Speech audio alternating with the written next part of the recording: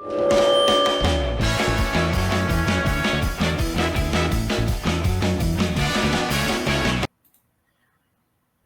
dia, tarde, noite, madrugada, pessoal, a depender do horário que você estiver assistindo, mais um CelmoCast. Antes de a gente começar, eu vou pedir aqueles 3 Cs de curtir, comentar e compartilhar, que ajuda demais. Vou deixar aqui o banner do Mendigo aqui, do Pix do Mendigo, para vocês ajudarem, que estamos precisando, pelo amor de Deus. E a convidada de hoje é a Candice Soldatelli, que ela é tradutora e é colunista do Zero Hora, e também do Pioneiro, que é também do grupo RBS. Você, além de tradutora, você escreveu alguma coisa própria? Olha, eu nunca tive coragem, porque eu não sei, eu acho que para ser escritor, né, a gente tem que encontrar a nossa voz antes. E eu acho que eu ainda não encontrei minha voz em ficção.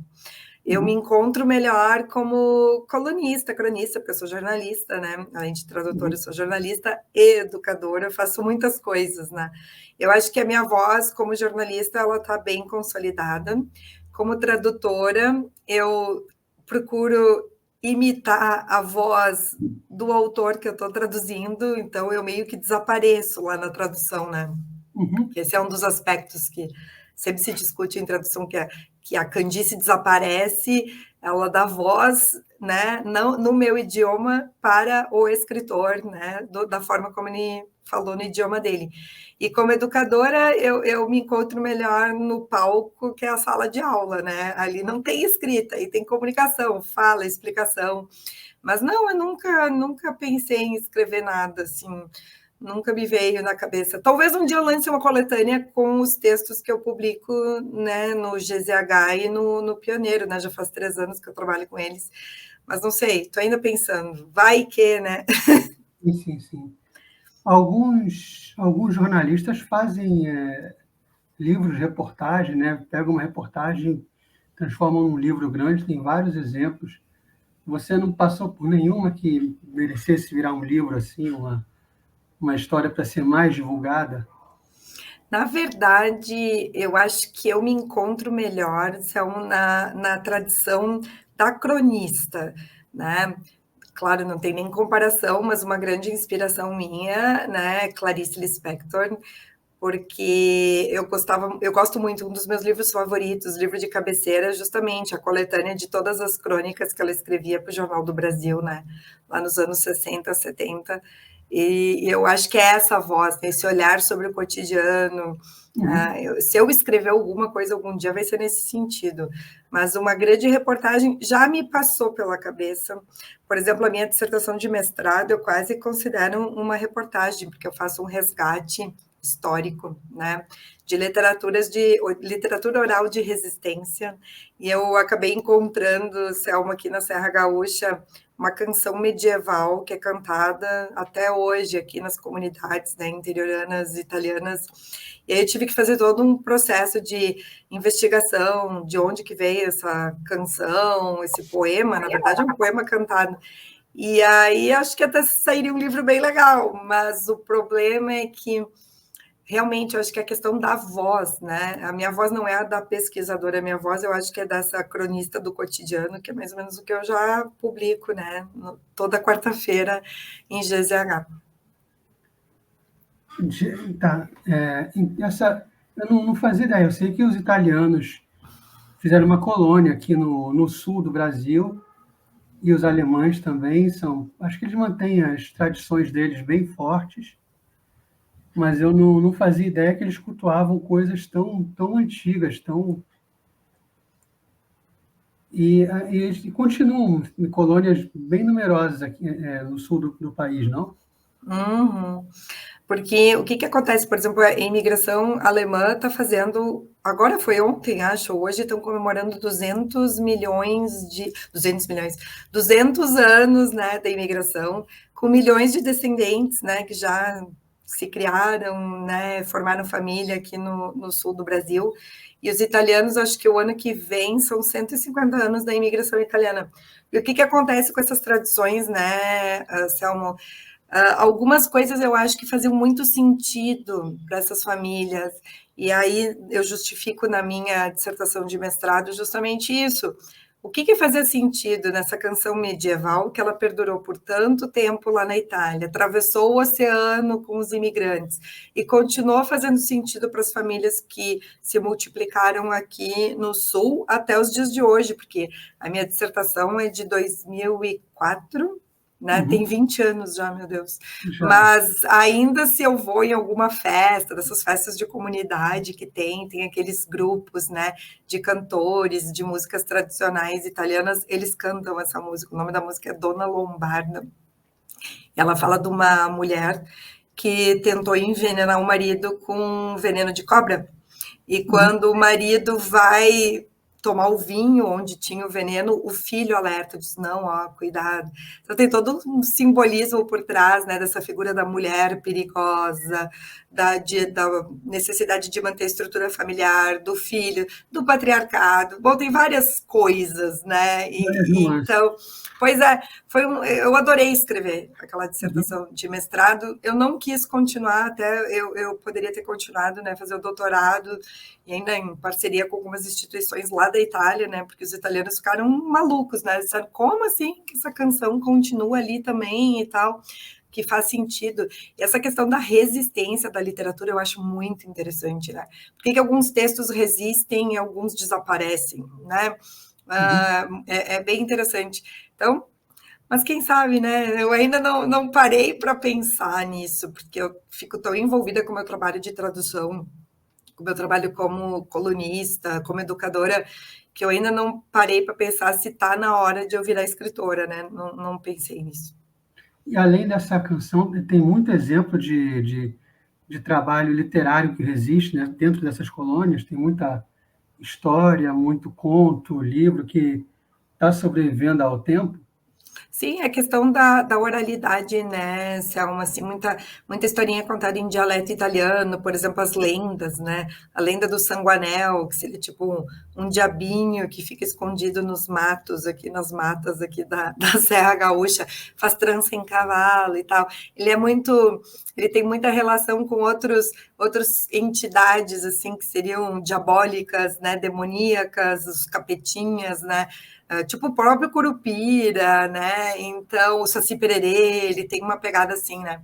Então, isso aí resiste, como eles chamavam de contos cautelares, né? Que era para alertar as crianças, não vai sozinho ali no mato, né? Porque pode ter, para as crianças terem medo de se afastar das famílias, das mães, dos pais, né?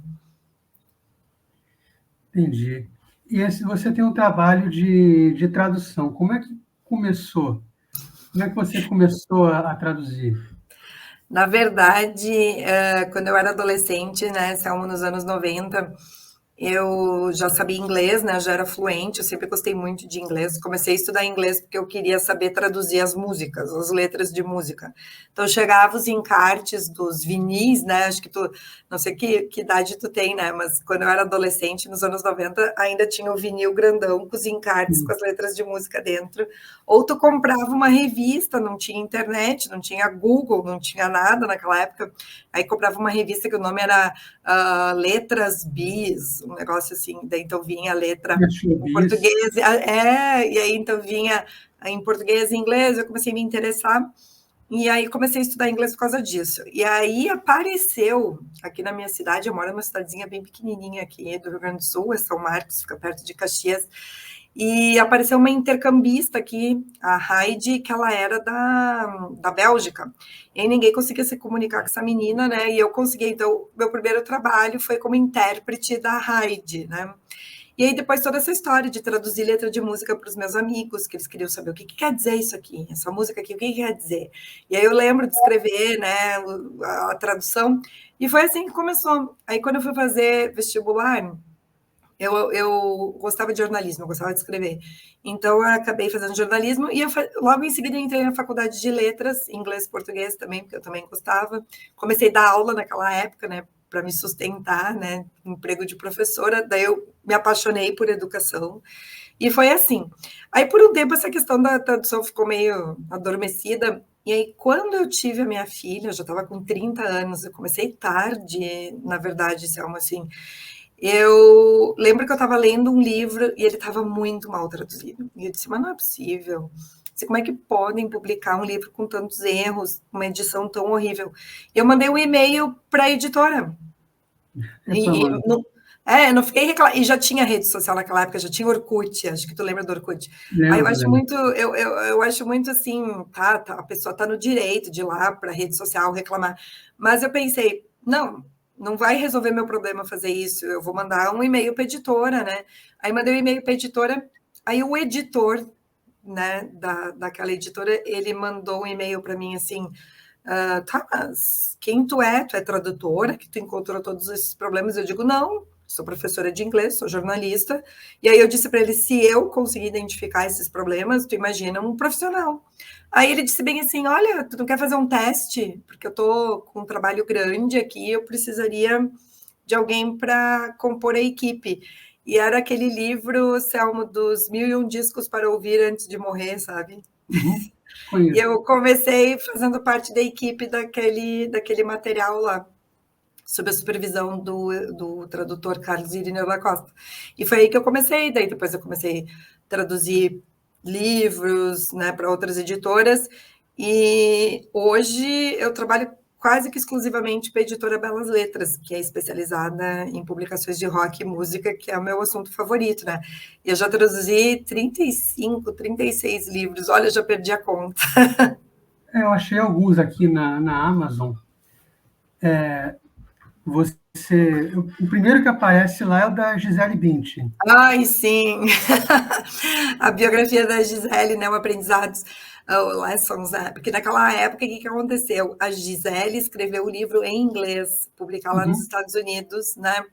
E quando veio para traduzir para o Brasil, ela não ia ter tempo de passar ela para o português, só que ela queria uma tradutora gaúcha. E naquela época calhou de estar disponível e tinha que traduzir o livro em um mês.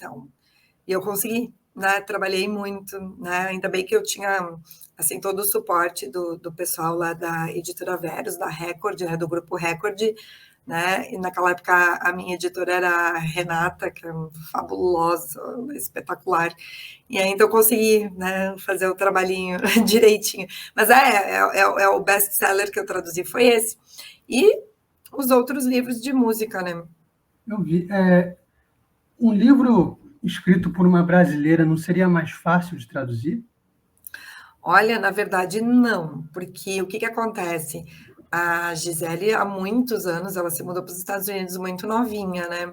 E por incrível que pareça, Selmo, o inglês hoje é quase a língua, claro, não é a língua nativa dela, mas o inglês é a língua que ela se comunicava com o marido, com o mercado de trabalho, com os filhos, com o enteado, que era americano, né?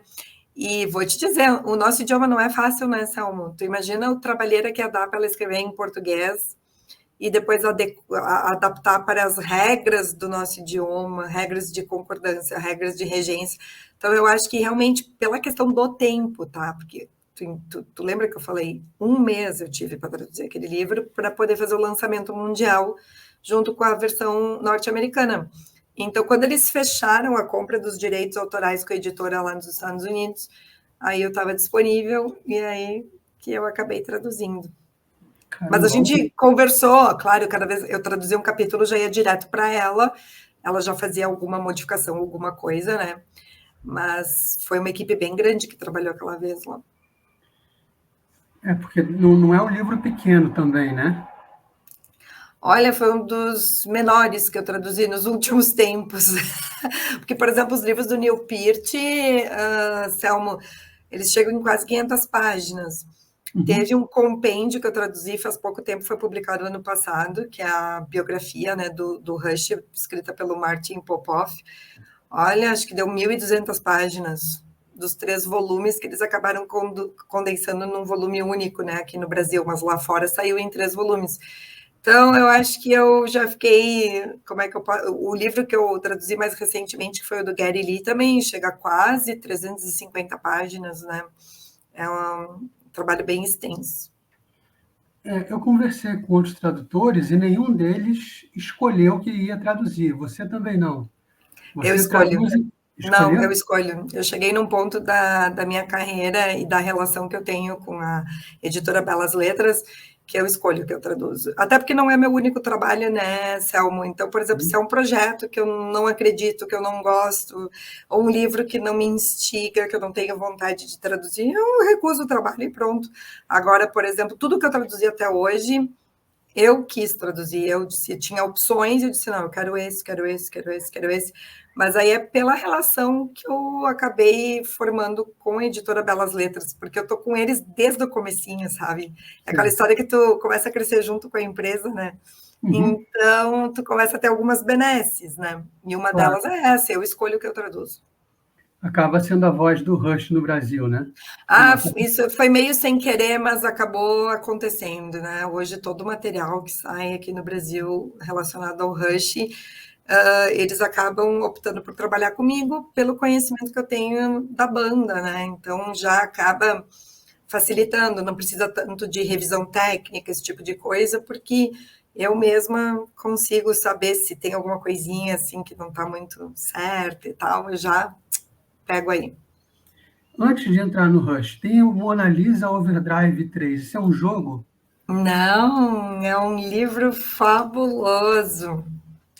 É o terceiro volume da trilogia Sprawl do William Gibson, que é o pai do cyberpunk, né? Esse movimento cyberpunk na literatura que lá, quando começou lá nos anos 80, né, ninguém nem imaginava o que iria virar hoje. E hoje eu posso afirmar com certeza que o William Gibson é a grande inspiração por trás de muitos seriados, tipo Black Mirror, tipo filme Matrix, sabe? Todas essas coisas que hoje culturalmente são, nossa, todo mundo sabe do que está se falando, mas a sementinha estava lá no trabalho do William Gibson. Da trilogia Sprott são 3 livros, né? Então, tem a Mona Lisa Overdrive, é o terceiro, aí tem o Neuromancer, que é o primeiro, e o Count Zero, que é o segundo. E eu traduzi junto com o Carlos Irineu da Costa, que era o meu mentor naquela época. É um livraço. Essa trilogia tá com uma edição linda, linda, linda. E eu realmente, assim, gostei muito de trabalhar com esse material, hein? Aqui pela Amazon, estou procurando aqui, a editora é Candice Aleph. Salvaterra. Não, a Olha, editora é Aleph. Eles são ótimos. Meu Deus, assim, eles têm um capricho nas edições. O pessoal do editorial é super cuidadoso. Mas foi o único trabalho que eu fiz para eles, porque eu não costumo traduzir ficção, sabe, Selmo? Eu me encontrei em biografias, em não ficção. Eu prefiro, gosto muito mais de traduzir não ficção. e também tem aqui a história gráfica dos Beatles. Ah, Também é. sim, esse trabalho também é pela Belas Letras, e te juro, Selmo, olha, por incrível que pareça, dá mais trabalho traduzir um livro desses, que ele é todo visual, né? Ele é todo como se fosse um infográfico gigante. Dá mais trabalho traduzir um livro desses aí do que um livro com um texto corrido, te juro. Porque como as frases elas têm que caber num determinado espaço, é quase como o trabalho de um legendador, né? O pessoal que faz legenda, ele tem muito essa questão do espaço em primeiro lugar e fazer o conteúdo caber naquele espaço, né? Naquele número de caracteres. Aí um livro desses, ele tem essa limitação, né? É como traduzir quadrinhos. Traduzir quadrinhos é muito difícil, porque além do conteúdo, do texto, do tom, do registro, tem que ter muito cuidado com a questão gráfica, né? Com a questão do espaço. É bem desafiador. Esse dos Beatles aí foi eu acho que o único livro sobre Beatles que eu traduzi foi muito legal. Gostei muito de trabalhar com esse livro aí. Porque ser uma abordagem diferente, né? Aham, ele é bem, bem interessante. Eu acho que como uma introdução à história dos Beatles e para adolescente, para criança, ele é muito legal. Até mesmo para Beatlemaníacos, assim, que gostam de ter um material, assim, original sobre a banda, eu acho que esse material aí é bem original. Ele vem em vários brindes, né? Vários itens quando você adquire Até eu nem sei se não adesivos, tá. E ele tá quase esgotando esse livro aí, eu acho. uma proposta bem interessante mesmo. Eu não conhecia, não tinha ouvido falar. E você trabalhou com o baterista do David Bowie, né? Uhum, o Woody, nossa, aquele livro é Isso. maravilhoso, né? Spider on Mars, muito bom mesmo, muito bom. Ele vê a história, né, do período mais genial do David Bowie pela visão do cara que estava lá atrás da bateria, né, nos bastidores, assim. E ele é um ótimo contador de história, né, o Woody Woodmansey. Olha, esse livro aí pouca gente conhece, mas eu diria que para quem é fã de música é uma das melhores biografias sobre rock que eu já li. E olha que foram muitas. Porque realmente a pegada assim, de fazer aquele recorte dos anos 70, e como um cara como David Bowie virou o Ziggy Stardust, né? Eu acho que é uma leitura muito instigante. O livro é muito bem escrito em inglês, e essa é uma questão da tradução, né, Selma? Se o livro é bem escrito em inglês, a tradução ela vai acabar ficando boa, claro, né? Se o tradutor for competente, né? Só que às vezes o pessoal reclama, ai, que tradução ruim, ai, como é que pode, não sei o quê. Só que às vezes o original era horrível, aí não tem como fazer milagre, né? Não, Sim. sabe, tu não pode simplesmente reescrever o livro, não é o papel do tradutor. O tradutor traduz, ele não escreve, né?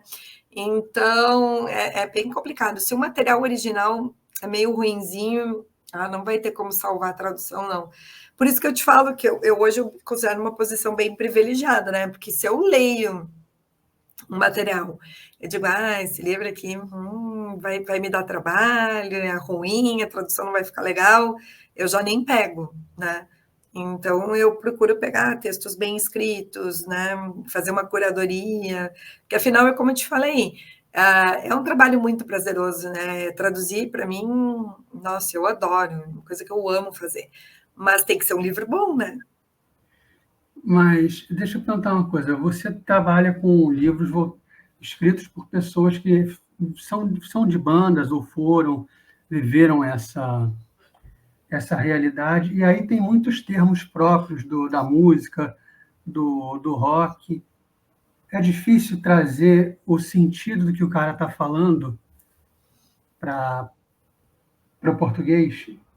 Tem muita pesquisa, né, Selma? Então, eu estou trabalhando com isso, como eu te disse, né? Já faz 15 anos mais que eu estou nessa estrada. Então, sempre estou procurando, pesquisando, e eu gosto muito de entender as coisas para poder traduzir. Então, por exemplo, aconteceu até o ano passado isso.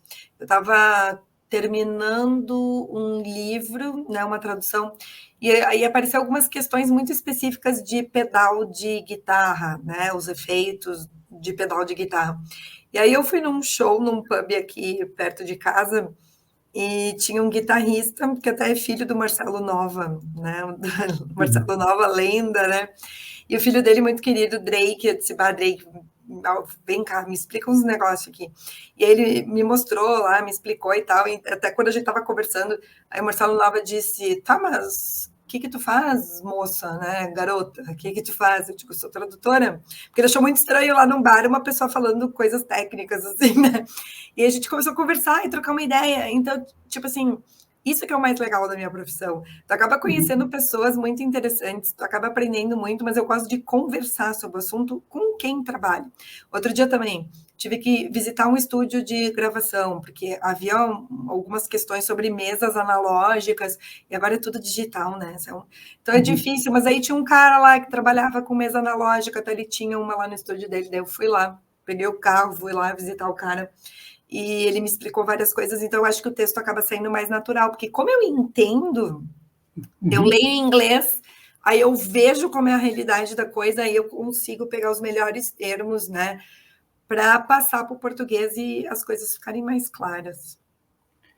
Mas essa é uma pesquisa, isso é muito legal que você faz, é aprofundamento, mas tem uma outra coisa que talvez você não consiga fazer, que são as gírias, né? E o problema de gíria, eu vou te explicar, Selmo. Eu sou muito. Não é que eu seja conservadora, mas é que eu acredito numa coisa: as gírias são muito passageiras, né? E o texto, ele fica. Por exemplo, uma editora. Vamos pegar um livro aí que eu traduzi, o Mona Lisa Overdrive. Ele saiu em 2000 e 2010, agora eu não lembro, 2010, 2011, mas deve ter sido por aí. Pensa comigo, lá em 2011, que tipo de gírias de internet existiam? Que hoje são completamente diferentes, vamos supor, Não. gírias de tecnologia e tal. Se eu usasse um termo que estava na modinha naquela época para traduzir algumas coisas, esse termo ia se diluir e desaparecer. Aí a pessoa que ia comprar o livro agora para ler, ou pegar o livro da biblioteca para ler, ela ia ler e ela vê que a tradução estava datada, né? A tradução estava velha, a tradução não avançou. Então, eu tenho muito cuidado com essa questão de gíria, de palavrão, eu procuro usar coisas muito consolidadas e tem um outro detalhe. Isso aí eu estava conversando outro dia com umas colegas, né, que tem essa discussão. Por incrível que pareça, o português é uma língua aqui no Brasil, e talvez pela questão do Brasil ser um país gigantesco, a regionalidade ser muito forte. Por exemplo, eu sendo gaúcha, às vezes na minha tradução escapa um gaúchês, alguma expressão que usamos muito aqui, mas que não fazem muito sentido lá em Rio, São Paulo, eixo Rio-São Paulo. Então, eu teria que diluir isso no meu texto, tem que cuidar, eu tenho que me policiar, sabe? Mas o português, ele é muito camaleônico, ele está mudando toda hora, assim. O inglês, não, o inglês, ele é um pouquinho mais conservador. Então, tem gírias que usavam nos anos 80 que continuam sendo usadas em inglês. Mas em português a coisa foi mudando muito, então eu tenho que ter muito cuidado com isso. Eu me preocupo de não usar termos que possam desaparecer muito em breve, ou não fazer muito sentido muito em breve, e deixar o texto datado. Os palavrões, eles se mantêm, eles resistem ao tempo, né? Alguns sim, Infelizmente. outros não, né? Mas é bem difícil. Eu acho uma coisa bem desafiadora traduzir palavrão e traduzir gíria. É. Você. Então, esse do David Bowie são 4 livros, não?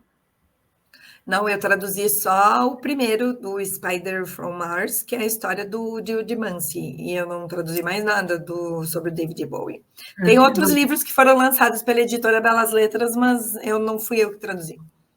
Ah, tá. E aí vem depois, vem os livros. O seu último trabalho é o do Gary Lee. Uhum, a biografia do Gary Lee, que também, nossa, foi bem desafiador, porque como o lançamento mundial ia coincidir, tinha que manter segredo, né? Só justamente não podia vazar nada, porque eu tô com esse livro, eu recebi bem antes do lançamento mundial. E como, digamos assim, que a comunidade do Rush, né, ela é muito fanática. Então, tu imagina que eu estava em posse de um livro que estava sendo muito esperado e, inclusive, teria muitos spoilers, né? Inclusive, tem muitos spoilers. Muitas informações sobre o Gary Lee que nunca tinham sido colocadas a público, né? Nunca vieram a público. E aí, imagina tu ficar ali 4 meses, 3 meses em cima desse trabalho e ter que ficar quietinha, né? Cuidar para não vazar nada, né? Por causa dos contratos de sigilo e tal. Foi bem legal, mas é um livro muito, muito bom. Mas os fãs já tinham uma ideia de que estava com você o livro. Tá? Sim, sim, isso aí foi Eles bem falam, Candice, divulgado. fala do livro, fala do livro. Sim, acontece bastante isso aí. Não, se não for a Candice que traduzir, não vai dar. Porque o que aconteceu, né, Selma? Quando eu traduzi o primeiro livro que saiu da banda aqui no Brasil, que foi o Estrada da Cura, né, o Ghost Rider, que é a história do Neil Peart, sobre a morte da filha dele, depois ele perdeu a esposa, e aí ele saiu de moto, né, pelos Estados Unidos, Canadá, Alasca, México, né? Eu lembro que até ele chegou muito tarde aqui no Brasil, porque lá fora ele foi lançado em 2002, se eu não me engano, e aqui no Brasil demorou 10 anos para ele sair. Claro, muita gente já tinha lido em inglês, mas o que acontece? O Neil tem uma escrita que é muito culta, muito erudita, então o pessoal geralmente me dizia, nossa, era muito difícil ler em inglês. Então, eles estavam esperando essa tradução. E aí, quando foi anunciado, não, ó, Candice Sonatelli, uma ilustre desconhecida, vai traduzir o livro, né? Ai, tu não acredita, o pessoal ligava lá na editora, mandava e-mail, mandava mensagem, quem que é essa mulher? Quem é ela para traduzir o livro do mestre e tal, né? Aí eu lembro que o presidente do fã-clube do Rush aqui no Brasil, pediu uma entrevista comigo, né? E aí eu dei a entrevista, e aí quando eles viram, não, mas ela gosta da banda, e realmente, o Rush é minha banda favorita, assim, desde que eu era adolescente. Então, eles se acalmaram. E quando o livro saiu, eles viram que a tradução estava boa, né? Foi um E agora eles trabalho. não querem que seja outra pessoa. Daí eles pegaram confiança e disseram, não, agora tem que ser tudo ela. E realmente foi tudo eu. Até agora, tudo que saiu do Rush no Brasil fui eu. Mas, voltando aqui, o Gary Lee, a dificuldade foi o tempo só? Ou lá no texto você achou alguma coisa que, para trazer para o português, você achou complicado? Não, eu acho muito mais difícil traduzir os livros do Neil Peart, porque ele tem um vocabulário muito mais erudito. O Gary Lee, o que acontece? Provavelmente, se tu ler o livro, ele tem um tom bem coloquial, bem de contador de história, é uma delícia, é um livro maravilhoso. Mas dá para perceber que o Gary Lee estava dando uma entrevista e tinha provavelmente um ghostwriter ajudando ele e tal. Mas ele é um livro bem fluido, bem gostoso, não tem um vocabulário muito difícil. O meu problema maior foi o tempo, né? Eu tive menos de 3 meses para traduzir. E são 624 páginas. Que tem as fotos e tal, né? Só que eu, por exemplo, enquanto eu traduzia, eu nem sentia, porque eu queria ler, né? Até isso aí é uma dúvida que os leitores sempre têm. Tu primeiro lê tudo e depois traduz, ou vai lendo e vai traduzindo? Gente, é lendo e traduzindo, né? A gente vai segmentando por parágrafos e vai lendo e vai traduzindo. Porque não tem como tu ler tudo antes e depois, né? Porque o tempo realmente é escasso. Não, e você teria que ter uma memória fantástica, né? Para ficar lembrando. Não, mas Tem que ser sempre olhando. tem o amparo da versão em inglês aí, depois ainda passa por revisor, passa por preparador de originais, passa pelo editor, passa por muita gente. Um livro importante como esse, né?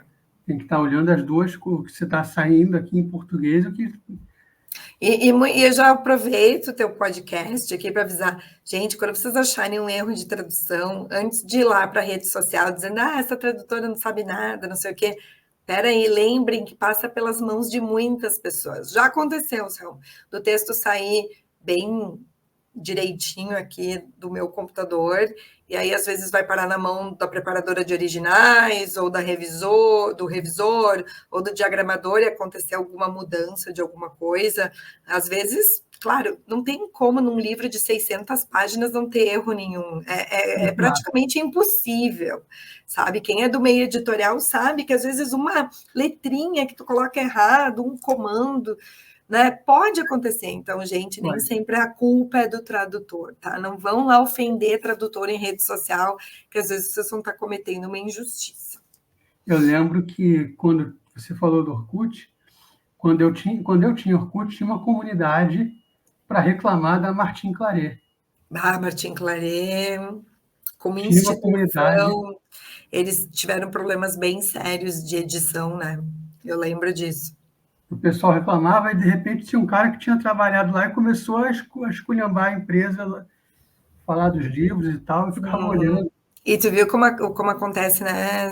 Tipo, tu pega uma fama de trabalho mal acabado, de edição mal cuidada, né?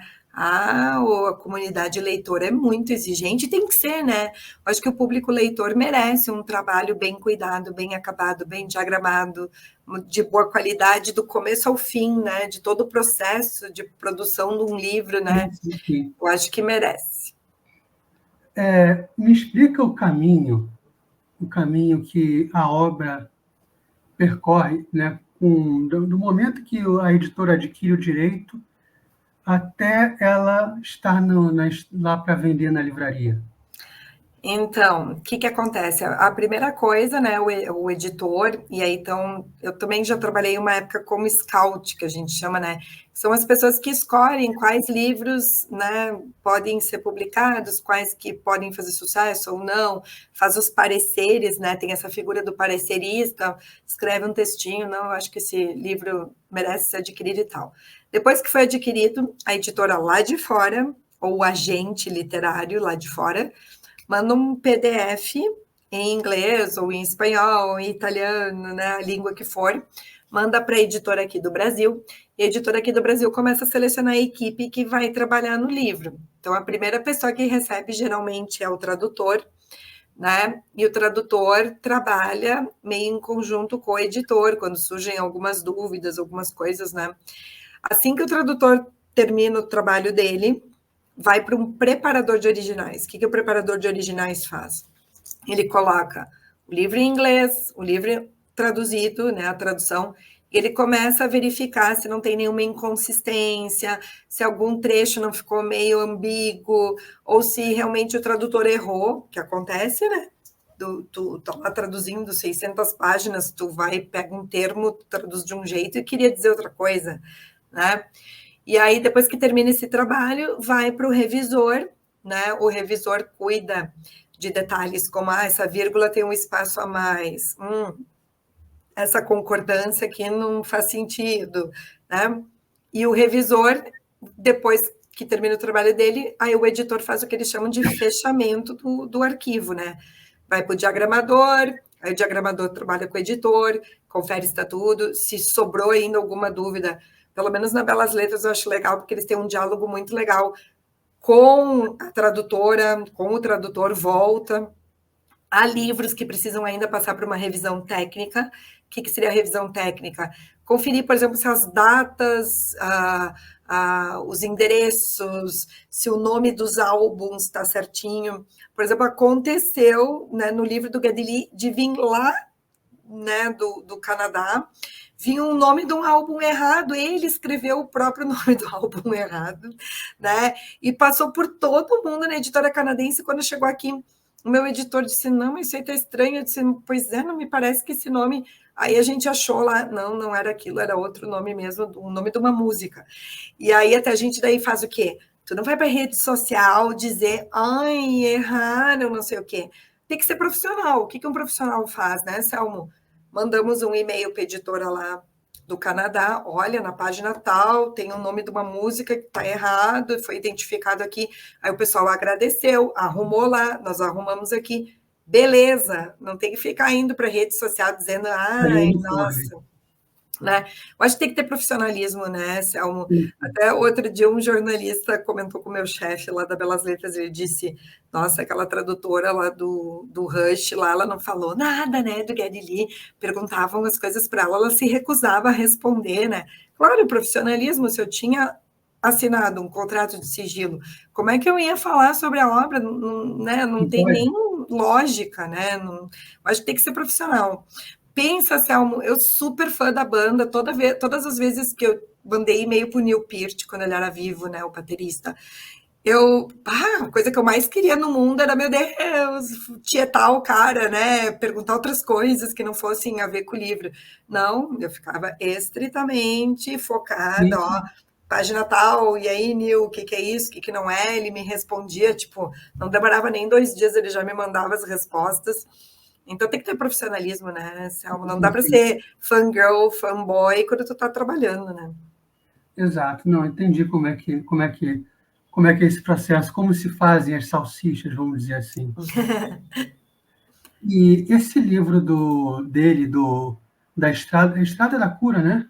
Uhum, eu acho que esse livro é um dos mais vendidos da Belas Letras, porque ele é o que a gente chama de long seller, ou seja, é um livro que ele vende sempre, porque ele trata do tema do luto de uma forma assim tão comovente, ao mesmo tempo tão real, tão humana, né? Aquela experiência humana de passar pelo luto, e é o pior luto que pode existir, que é a perda de um filho, né?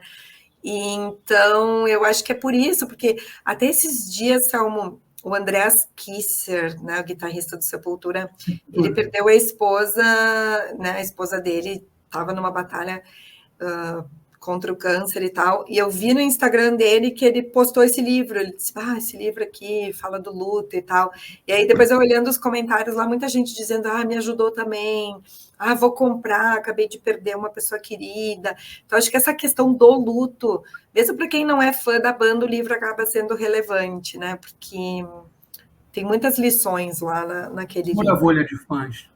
Isso, fura a bolha de fãs. E você... À medida que você foi traduzindo esse livro, ia te despertando alguma emoção, mexendo com você de alguma forma? Ah, eu já tinha lido, esse aí eu já tinha lido porque eu levei ele para ler na praia, estava de férias, e aí foi assim que surgiu a ideia de traduzir ele, porque eu fui procurar, porque ele fala também de viagem de moto.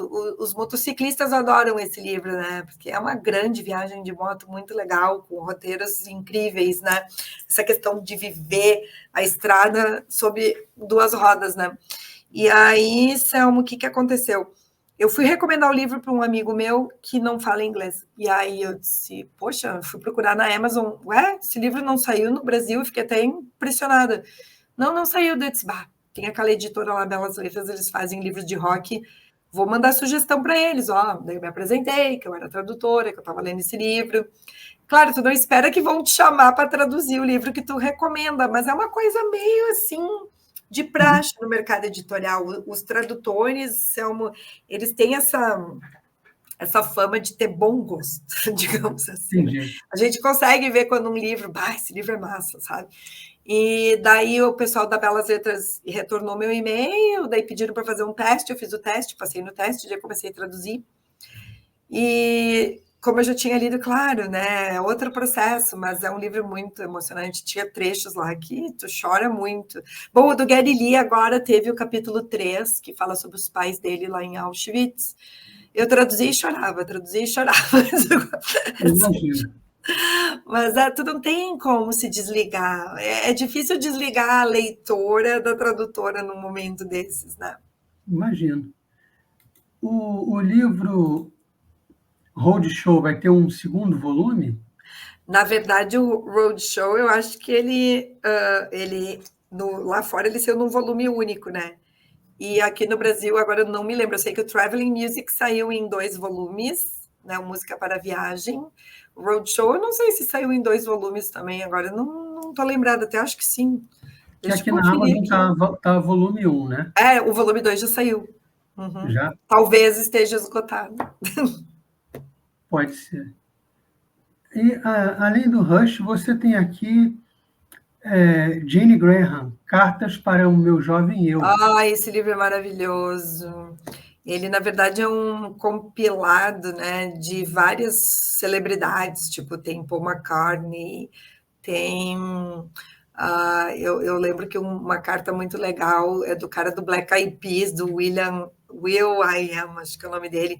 Mas tem muita gente famosa nesse Cartas para o Meu Jovem Eu, e eles escrevem uma carta para eles mesmos quando eles tinham 16 anos. Então, tipo, o Paul McCartney escreve uma carta para ele mesmo quando ele tinha 16 anos. E aí é lindo, é um livro maravilhoso, é outro long seller da Belas Letras, né? Ele está aí já no mercado faz tempo. É um livro bem bom de ler. Não conhecia. É ótimo. Então deve ser mais um livro que você foi traduzindo e chorando também. Algumas cartas, sim, eu emocionei bastante, assim, mas acho que tem o Ozzy nesse livro aí, eu também não lembro, porque faz muito tempo, sabe? A minha memória, Selmo, por incrível que pareça, é péssima. Eu tenho que ter as coisas por escrito, sabe? Mas esse livro aí é baita lição divina. E a Belas Letras, há pouco tempo, apareceu nas redes sociais, né? Por conta de um tradutor fez uma piada, acho que o pessoal não entendeu muito Não bem, foi tradutor, foi o revisor técnico. o revisor técnico. O tradutor não tem nada a ver com essa polêmica totalmente desnecessária. Porque ele falou, não, eu mudo os T, aí depois teve que explicar a piada e tal. Eu sempre penso que quando tem que explicar uma piada é porque a piada foi bem ruim, né? Eu também detesto quando tem que explicar piadas. Então a pessoa é revisor que não sabia. Não, ele é revisor técnico. Mas assim, não abalou muito a editora.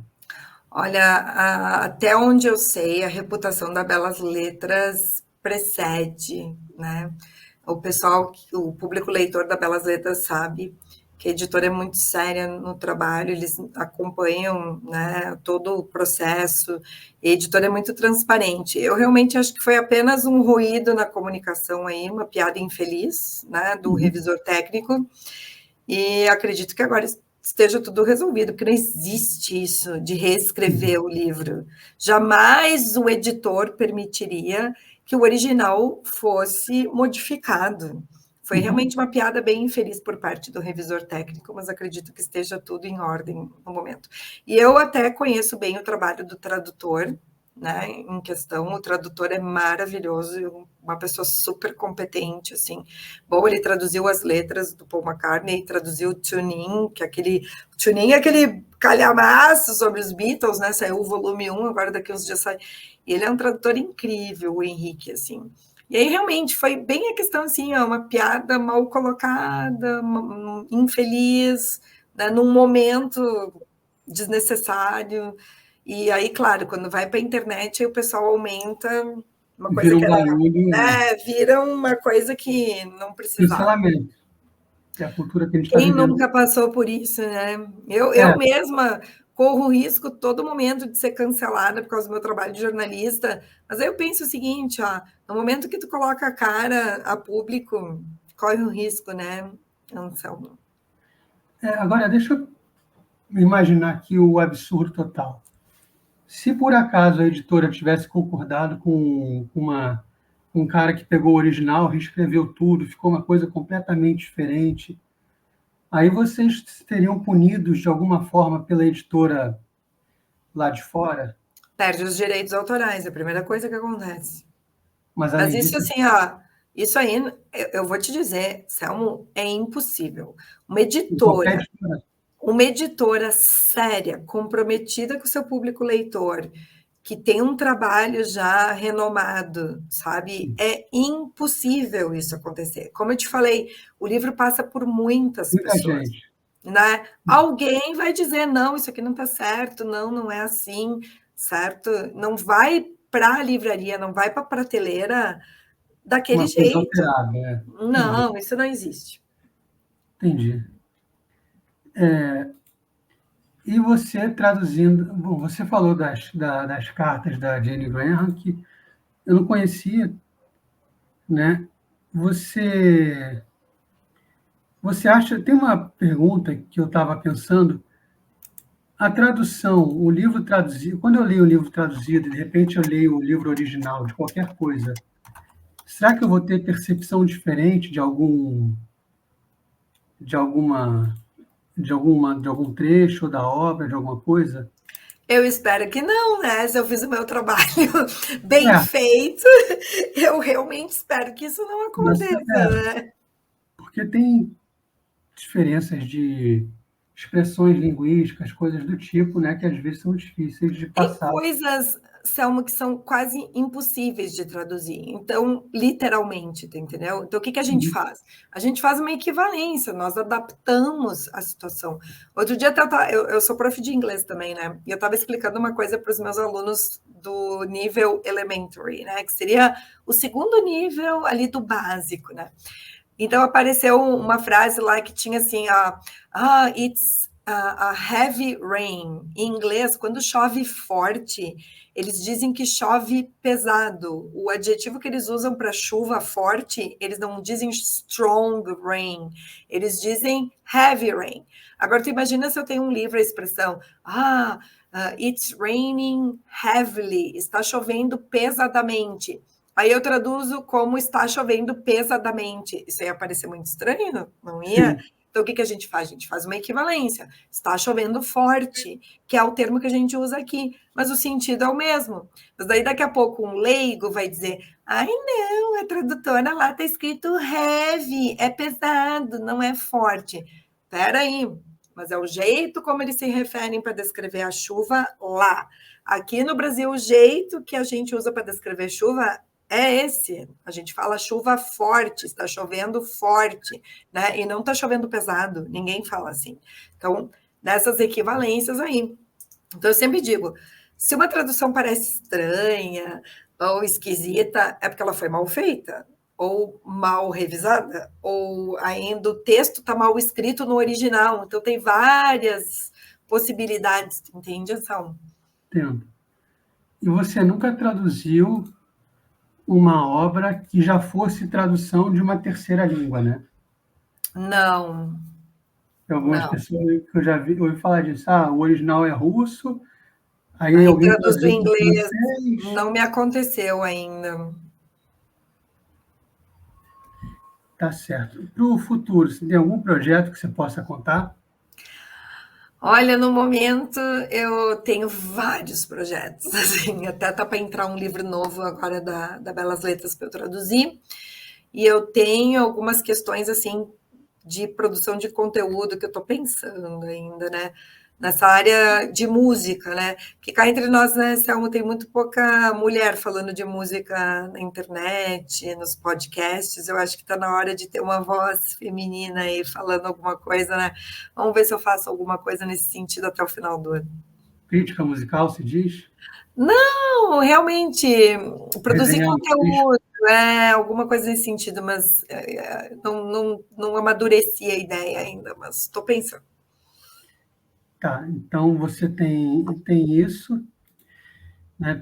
Tem livros que virão ainda pelas belas letras.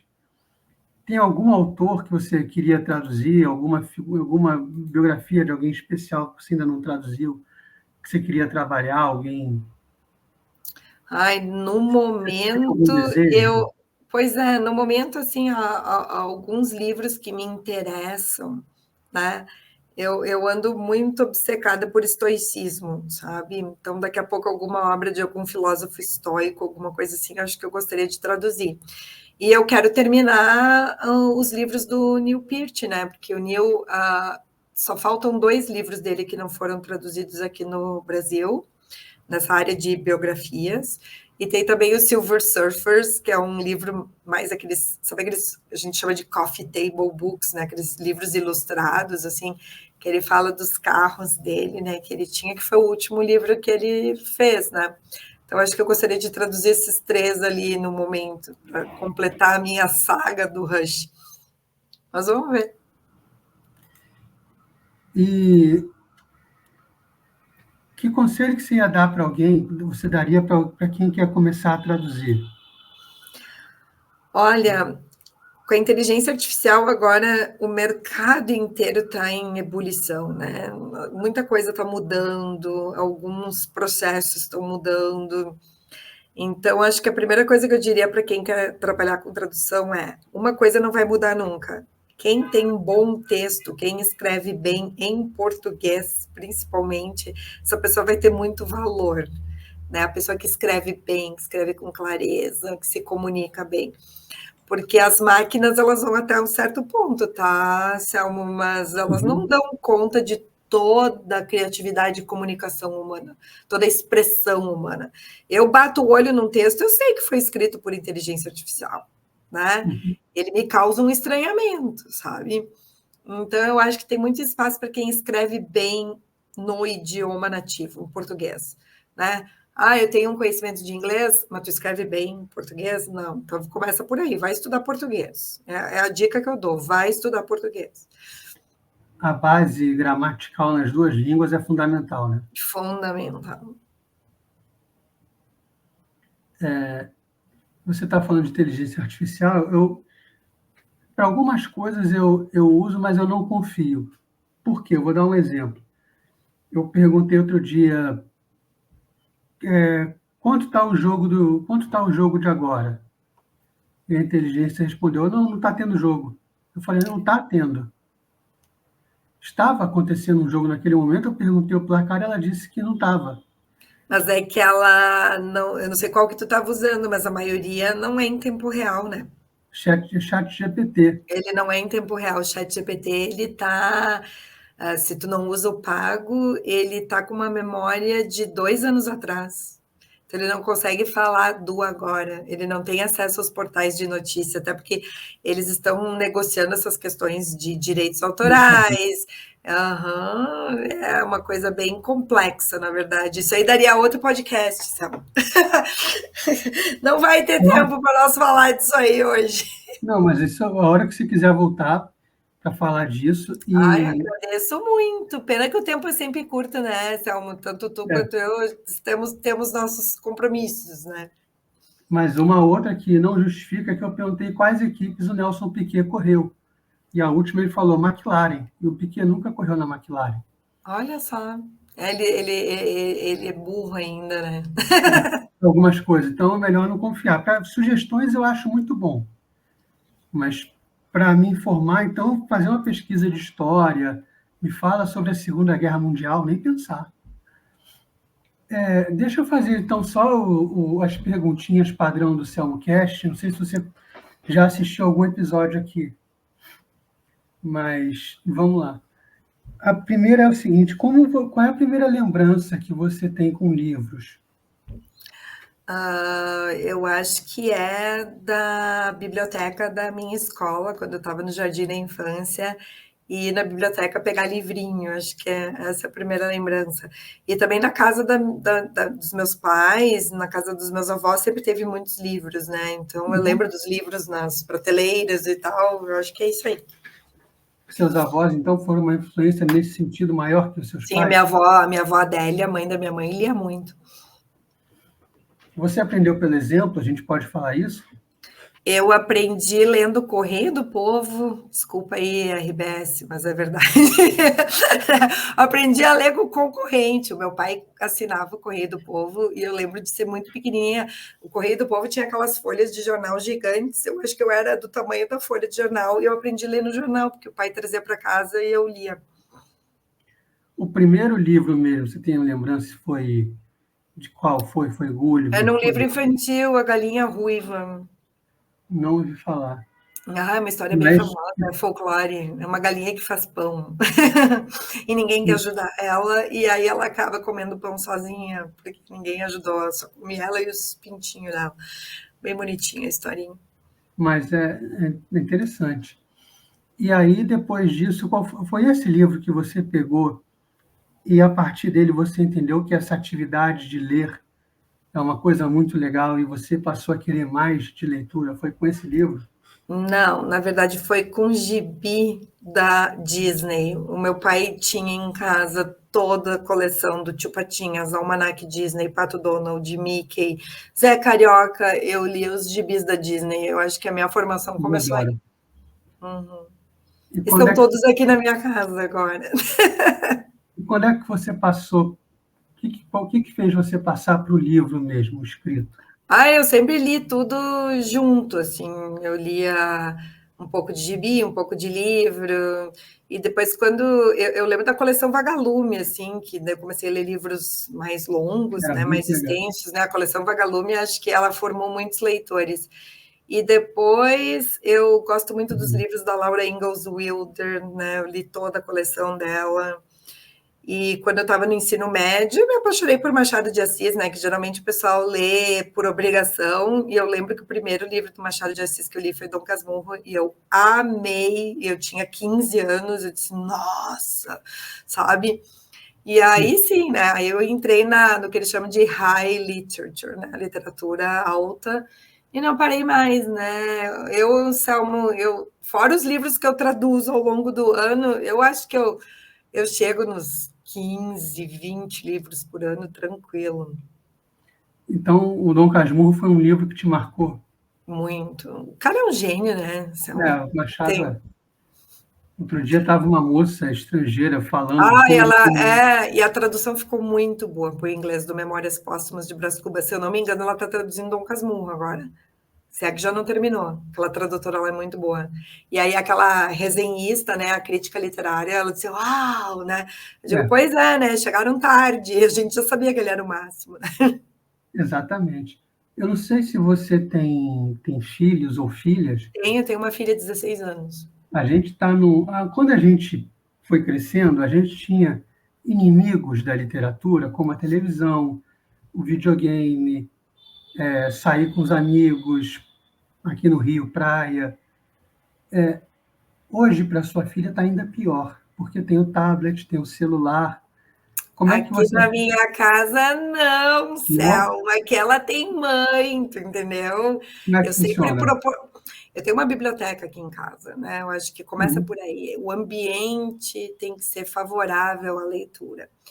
A Maria Emília, ela aprendeu a ler meio sozinha com 4 anos. Eu sempre lia muito para ela, né? Pegava os livrinhos, eu lia. Gibi também, ela adorava, como eu. Ela sempre gostou muito da Turma da Mônica, até um dos grandes momentos da minha vida como mãe. Ela pôde conhecer o Maurício de Souza numa Comic Con lá em São Paulo. E o Maurício de Souza, ela conversando, ela tinha na época acho que 11 anos, né, 12, e ela conversando com o Maurício de Souza, e o Maurício de Souza olhou para mim e disse: Olha, mãe, parabéns pela filha. Eu disse: se Maurício de Souza elogiou meu papel como mãe, eu tô feita, né? Claro. E aí que tá, ela troca qualquer coisa para ler um livro. Até agora, tipo, férias, ela tá em férias, né, da escola, férias de inverno aqui. Eu vi que ela estava lendo outro dia, justamente para a escola, os contos de Machado de Assis. E ela lê com prazer, tu entende? Não é aquela coisa que eu tenho que dizer, filha, pega um livro. Ela gosta de ler, ela gosta muito de ler. Mas vem pelo exemplo, né? Ela sempre me vê, ela viu a mãe dela lendo, né? O pai dela, meu ex-marido, também gosta de ler. Então, eu acho que o ambiente favorece, né, Selmo? Se os pais leem, o filho auto... Por que eu virei uma leitora? Minha mãe sempre leu muito, minha avó lia muito, meu pai lia muito. Então, tu acaba indo pelo exemplo. E a leitura, depois que tu pega o gosto, tu não troca um bom livro por assistir televisão. Tu não vai fazer essa troca. O livro é sempre melhor. Mas até você convencer alguém de que virar uma página é melhor que ficar vendo aquele movimento na TV, é um caminho. Você conseguiu fazer, mas é um caminho que ainda alguns pais precisam aprender. Até a criança ou adolescente pegar um livro que ele goste de verdade, com o qual ele se identifique. Um erro que as escolas fazem, Selmo, eles querem muito ditar para as crianças, lê isso, lê aquilo, aí tem aqueles programas nacionais de livro, aí daqui a pouco é um livro sobre histórias que não interessam para a gurizada. Mas deixa essa gurizada ler Harry Potter, se for o caso. Quantos leitores foram formados, começaram com Harry Potter e hoje estão lendo outras coisas, sabe? Então, eu acho que... sabe o que está faltando no Brasil hoje? Uma coleção Vagalume. Está faltando uma coleção Vagalume. Também acho. Porque eles estão perdendo esse público leitor, porque a gurizadinha pequenininha, eles gostam de pegar um livrinho, manusear o livrinho. Aí, quando eles fazem 7, 8 anos, eles se desinteressam. E os pais, daí é muito fácil, né? Tu largar um tablet na mão dessa criança, coitada, em vez de ir lá, levar numa livraria, manusear. Ou às vezes a criança fica olhando o pai e a mãe ali no sofá, colado no celular. Que exemplo esse pai e essa mãe estão dando? Nunca leram o livro e querem que o filho leia, tu entendeu? Não tem lógica. Então, eu acho que o exemplo... E também está faltando uma literatura tipo a coleção Vagalume, sabe? Uma coisa atrativa, assim, livros sobre aventuras. Tu lembra do Rápido do Garoto de Ouro? Como é que era? Tinha os outros lá, o Mistério dos 5 Estrelas. Quem não lembra desses livros? Eram ótimos. O formato, as ilustrações, as edições caprichadas, sabe? Olha, Ática, pelo amor de Deus, relança a coleção Vagalume, contrata escritores jovens para escrever para vocês. Eu acho que é um apelo que vale a pena ser feito. Sim, com certeza. E você faz uma, como é que eu vou dizer, meio que uma curadoria do que chega de leitura para sua filha? Olha, uma vez a gente ia junto comprar, hoje ela compra sozinha. Ontem ela chegou com 2 livros, eu vi que ela chegou, e até um era de poemas e tal. Eu disse, nossa, filha, né? O trabalho tem que ser feito lá atrás, né, Selmo? Quando era pequenininha, depois ela se torna uma leitora autônoma. Eu falo isso, eu não sei se você tem Kindle em casa. Tenho. Quando você vai buscar no Kindle, eu falo isso todo episódio. Quando você vai buscar, por exemplo, Machado no Kindle, você vai buscar clássicos, história, não sei o quê, começa a pular um monte de capa um monte de livro que é pornografia. E muitas meninas meninos acho que também, estão confundindo a leitura que te dá um determinado prazer com boa literatura. Olha, não Então, se sei, não não mexe... sei o que o teu Kindle faz, mas no meu não acontece isso. Não, Eu não sei o que a tua busca faz, mas no meu não. o meu, quando eu vou, eu não busco essas coisas, mas quando eu vou naquele plano sem limites, Ah, para eu não buscar... tenho Kindle Unlimited, eu não tenho esse aí, eu não tenho esse pacote. O que eu busco é coisa tipo, ó, o Judeu, do Camilo Castelo Branco, que eu estou terminando, mas vem essas ofertas, assim, esses nomes bizonhos. Então, eu falo isso para todos os pais que aparecem por aqui, porque é algo que está acontecendo. Você dá um passeio no TikTok, as meninas estão fazendo A resenha, minha filha falando não, ela não que usa o usa. TikTok. Que bom. Mas eu já vi nas redes sociais, não só no TikTok, em outras, no Twitter. Há uns anos atrás, uma menina falou: eu li mais de 100 livros esse ano. Aí você via, acho que ela botou as capas para rodar. Só com um monte de cara sem camisa. Ah, Não tinha um Machado, não tinha um essa, nada. é que até chegar numa Shari não é essa, tem todo um processo, né? Que aí Tem. envolve a família, envolve boa educação, né? Boas escolas, bons professores. Eu acho que nesse aspecto eu tive sorte aqui na minha família, né? Então, tanto eu quanto a minha filha sempre estudou, a gente estudou em boas escolas, com bons professores, né? O papel do professor como curador de conteúdo também é muito importante, né?